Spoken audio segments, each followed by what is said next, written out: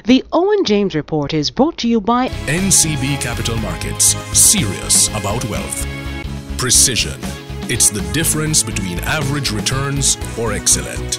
Control separates the great from the ordinary.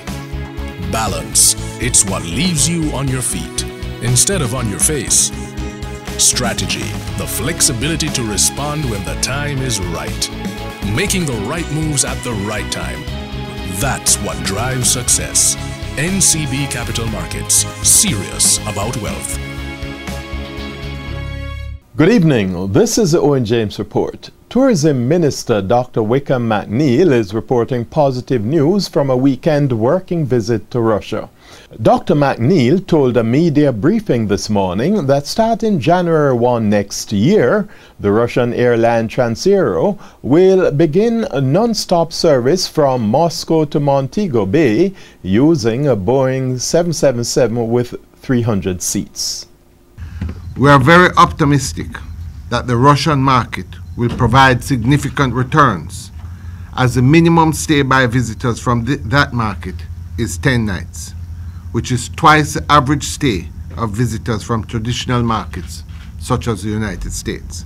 Fuel and electricity-related stimuli mainly pushed up the inflation rate for October this year by 0.9% over the previous month, the third consecutive month of such an increase.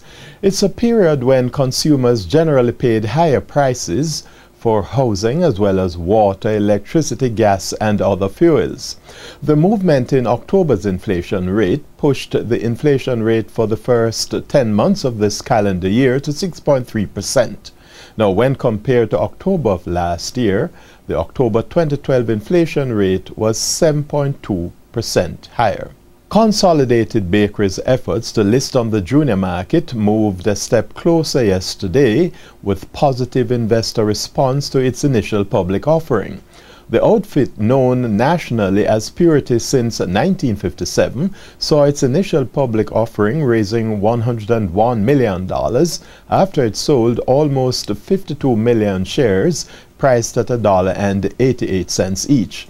Now that's an oversubscription of 4%. Consolidated Bakeries sought the equity to boost its quest to build out capacity and expand the business island-wide.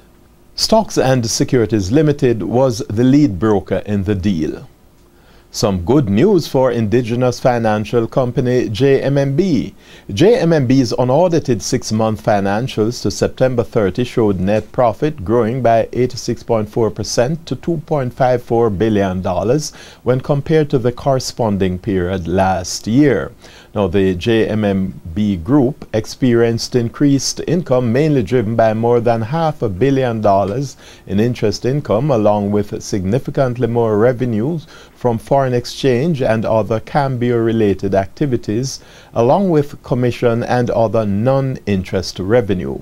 JMMB's acquisition of the Capital and Credit Financial Group increased the group's total assets by almost 26% to $157 billion. Declines by financial stocks, including volume leader JMMB, NCB, and Scotia Group, mainly depressed the stock market indices today.